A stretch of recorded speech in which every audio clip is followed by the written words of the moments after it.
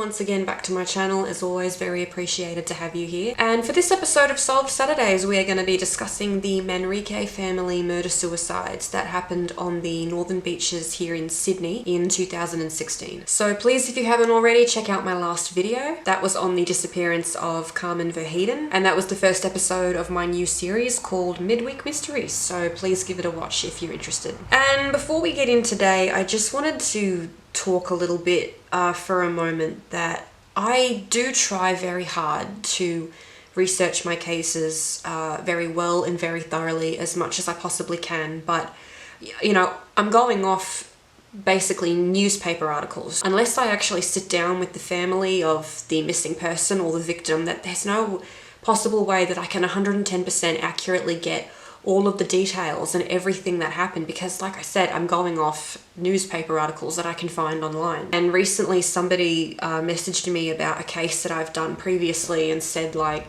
you got this wrong, you got that wrong, and you got that wrong, and I didn't really know what to say because I'm just going off of the information that I'm finding off of the internet, and sometimes that information is not the best, if I'm completely honest. But please just know that I do try my absolute best to relay the most accurate information that I possibly can to you. And I'm sorry if that information is sometimes not 100% accurate.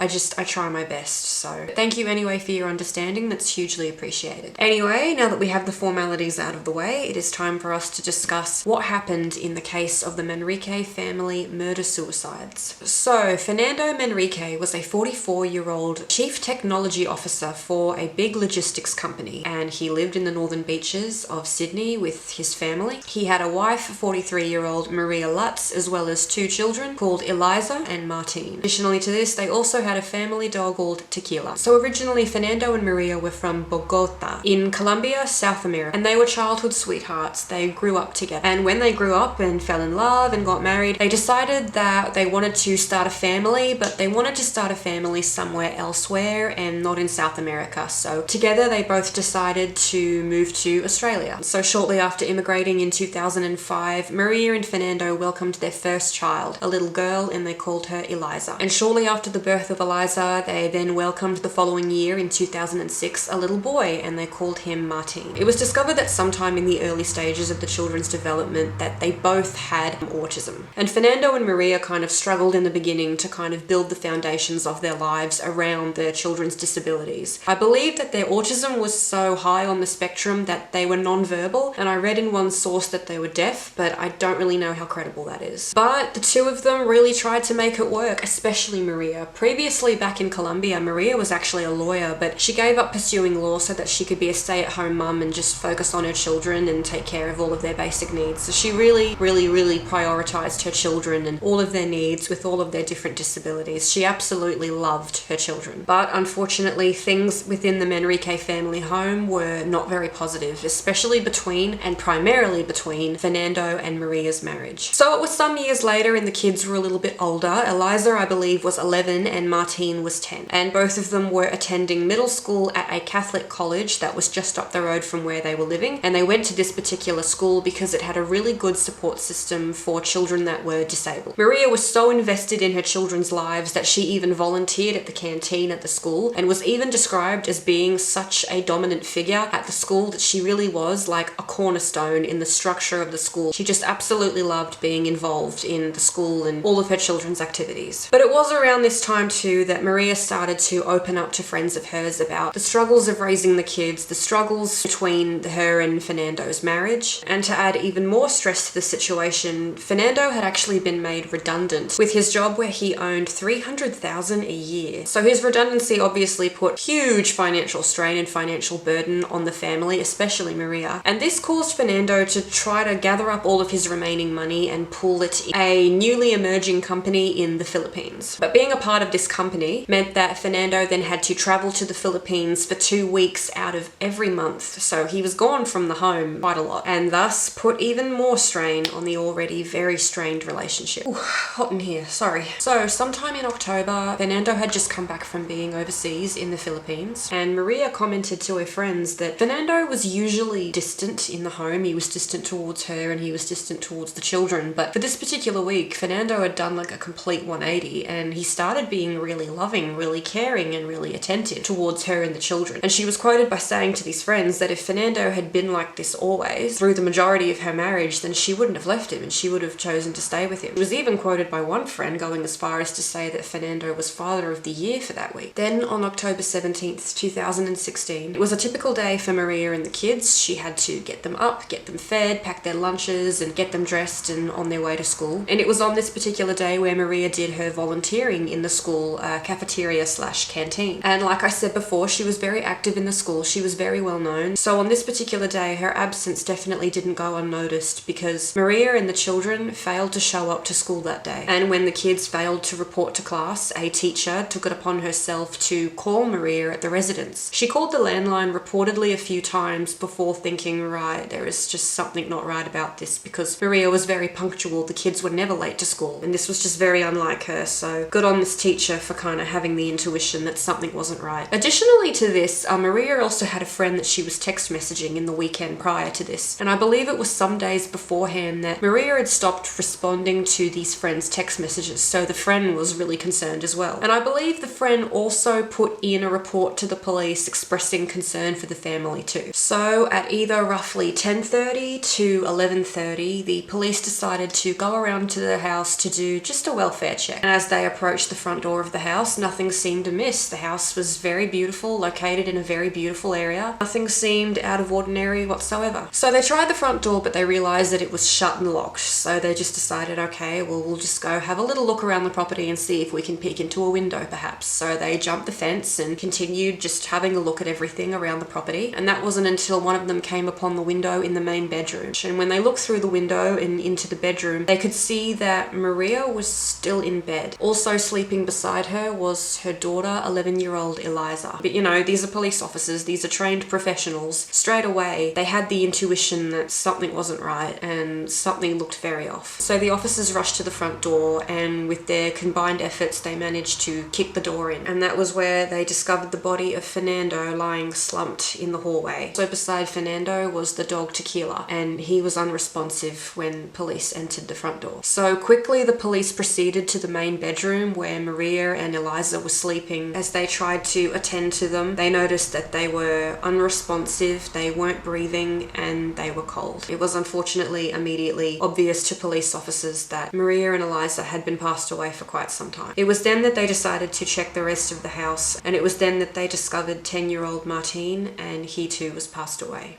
So neighbours of this small street where nothing happens were absolutely shocked and horrified at the story that was just seemingly unfolding right before them. One woman said that she had lived there for 40 years and that she actually knew Maria, and she just said nothing like this ever happens around here. Additionally, another neighbour commented that they left the street to go up the road and collect a sick child from school, and when they came back there was police tape everywhere, there was officers everywhere, everything was sectioned off, you couldn't get into the street, and then flying around above them was the news helicopter. It was just a very full-on scene, and they were very confused as to what had happened. So after that, the bodies were carefully removed from the home and they were taken to the coroner's office in the Northern Beaches, and it was there that the coroner determined the family had actually been deceased for quite a while, and it was estimated that they could have passed away anywhere between 11 p.m. on the Sunday night and 11 a.m. on the Monday morning. So that led police officers and investigators to open up an inquiry into what had happened within this family home within those hours. So it was reported that they tried to keep an open mind in the beginning despite what the crime scene looked like. Very obvious that whatever happened had happened internally, meaning that there was no sign of an entry, there was no sign of a struggle or anything like that. And it was at this point where police officers were doing like a routine check of the property, going into every room, trying to collect potential evidence, things like that, where they actually went into the backyard and they went up to the shed that was in the back corner of the lawn. And this shed was very securely locked, if you will. It had a double padlock and officers couldn't get inside. So obviously that became an area of interest straight away. But in addition to this, the coroner was able to conclude that all 4 members of the Manrique family living in this residence had died of carbon monoxide poisoning. So carbon monoxide is a gas that you can't smell or taste, and it's very similar to oxygen. So if it was in the air and around you, you really essentially wouldn't know. It's primarily used as a source of energy, so for heating and cooling. And it's also a naturally recurring reducing agent. So a lot before this was common knowledge about carbon monoxide, lots of people died of inhalation of this particular deadly gas, and I believe this was most common through like the 50s, 60s, 70s, 80s supposedly. But I just know that I did hear once upon a time that there were so many deaths around carbon monoxide inhalation. In addition to this, there were lots of cases where homes had exploded due to carbon monoxide because it's highly flammable as well. So then police began to put together the picture of the family, especially focusing in on Maria and Fernando. And unfortunately, because of the children's special needs, police speculated that both Maria and Fernando had a hand in putting together this plan. However, thankfully, friends and family were very quick to jump to Maria's defense in the investigation. This was like people from her social circle, people from her family, people from the school. A lot of people jumped in and just said that Maria would never have done that. She loved her children. She absolutely dedicated her life to her children, and they all stood by the fact that they believed that Maria would just never do this in a million years. So with that fact, police were very happy to rule out Maria as the main suspect. So then the investigation shifted its focus to Fernando, and this was where all of the evidence started to get a little more obvious as to what had happened here. So at the beginning, the police discovered all of the financial problems that Fernando had been happening, but the list just kept going on. Apparently he had over $30,000 in credit card debt racked up, as well as he was in serious hot water with the Australian government over not paying taxes. In addition to this, there was only $6 left in the family trust, and only a few $1,000s left in the family's joint bank savings account. And when they were looking through all of these records, they discovered that Fernando had actually wired several $1,000s to a bank account in the Philippines just before the passing of him and his family. So investigators decided to follow the lead of this bank account to see who it could belong to, and they discovered that it actually belonged to a 17-year-old Filipino girl. And that was when investigators started to talk to Fernando's contacts, especially Fernando's professional contacts, and especially about what he was doing with his time in the Philippines. And that was when they found out that Fernando, like Maria, had been confiding in some friends about the hardships that he was currently facing with his wife and with his financial situation and his marriage. And it was revealed that his colleagues had full knowledge of Fernando hooking up with other women while he was in the Philippines. And in addition to this, roughly 4 months prior from the last time that Fernando was in the Philippines, he had met a 17-year-old Filipino girl, and shortly thereafter he began a relationship with her. So that meant that police had to go and question this girl, and that is exactly what they did. And this girl was very open about her and Fernando's relationship. They had spent some time together and they had kept in close contact with one another. And it was believed that at one point Fernando promised her that he was going to buy her property or buy her a house at one point, but he never followed through with that. One source did say that he was financially supporting her, but I don't know if that's true or not. One thing that was for certain, and that is that in the week before the family passed away, he did wire her a few $1,000s that I mentioned previously. And she also stated that the last time she saw Fernando, he was in a visibly stressed state. He wasn't okay. It was reported that Maria did know about the relationship between this young girl and Fernando, and that she did confront him about it, but apparently because they were already separated in that instance, Fernando thought it was justified and that it was completely okay for him to start a relationship with someone else. Now at this point in the investigation, Mr. Enrique's sinister intentions for the family really started to come to light, and the police started digging around into the family's private home records. And they did this largely because they needed to make the connection with the carbon monoxide, like who had put it there, why, how long it had been there for, stuff like that. So in late September, investigators found paperwork that Fernando had opened up an account with BOC. BOC is a gas company here in Australia, and I see their advertisements all the time on the telly because, like I said, they were searching the property and they came across that shed with all the cylinders inside it. While this was all happening, BOC actually released a statement about those particular gas cylinders. They said that it is within their policy to not really ask their customers about the intentions regarding the products that they buy from them. It is, however, huge company policy to have the warnings on each of the cylinders, and these particular cylinders for carbon monoxide had warnings all over them about the dangers of carbon monoxide and inhaling it and coming into contact with it and everything. And they even said that as opposed to all the other gases that BOC manufactures, the carbon monoxide cylinders are the most loud in terms of the way they are packaged in the cylinders. It just means that they are clearly labelled that it is dangerous. It was also interesting to note too that the delivery driver actually gave a statement and said that in his 4 years of working for BOC and delivering around the northern beaches in Sydney, that he had never delivered carbon monoxide before. That was the one and only time that a customer had ever made an order of carbon monoxide, which I thought was really interesting. So this then prompted investigators to look into Fernando's last known activity in the days leading up to the 17th of October. They traced his activity to a Bunnings in Belrose, and he was was seen on CCTV camera buying bits and bobs, but a closer inspection upon what he was buying became very obvious that he was buying specifically engineer a system of pumping gas, presumably through pipes, from the shed into the roof of the family home and then down into the family's main living area. In addition to this, it was also discovered that he had destroyed all of his laptops and computers as well. Unfortunately, it was a sad revelation, but police came to the conclusion that 44-year-old Fernando Manrique organized the murder of his wife and 2 children. So after the police came to this conclusion, everything was passed off to the court for ruling, and an inquest began with court proceedings into their deaths. So first things first, that was ruled by the court was that Maria had nothing to do with it and she had no hand in it whatsoever. This was largely because Fernando, apparently, he was very strategic about how he got the gas cylinders into the house. He allegedly in the beginning had them delivered to a friend's house, and then he transported them to his own residence when Maria wasn't home, so she couldn't see the cylinders. And what's really sad about the court proceedings was the fact that it was stated that Maria was really happy to begin her life without Fernando. She was really looking forward to it, and she was even set up to receive, I believe it was $50,000, and that was through some kind of government support for autistic children. And additionally, it was also debated that perhaps Fernando never had intentions of killing himself. That was never concluded, unfortunately. So in the wake of the deaths of Maria, Eliza and Martin, members from the community as well as Maria's friends and family members from both Fernando and Maria's side of the family flew over from Colombia to attend their funerals. And the family went out of their way to make a statement to say that the children's disabilities they don't think had any part in why Fernando chose to kill his family. They largely think that the stress of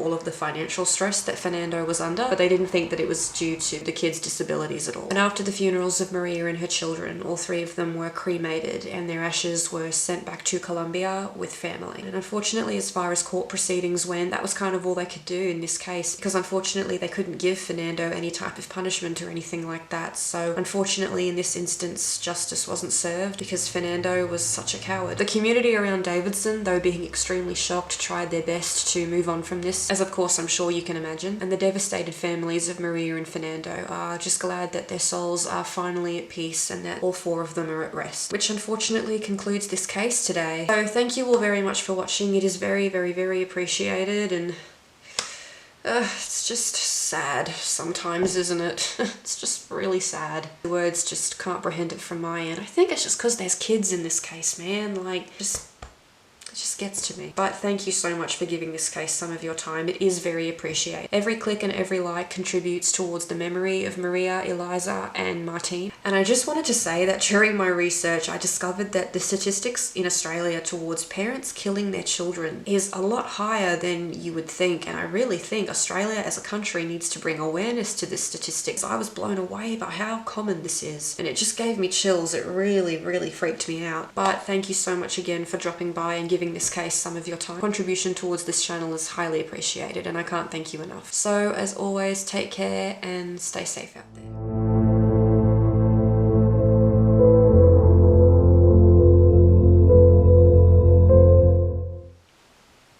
I was doing my makeup and I realized that I had completely run out of lash glue. So my hair extensions decided to sit out as well, as an act of solidarity.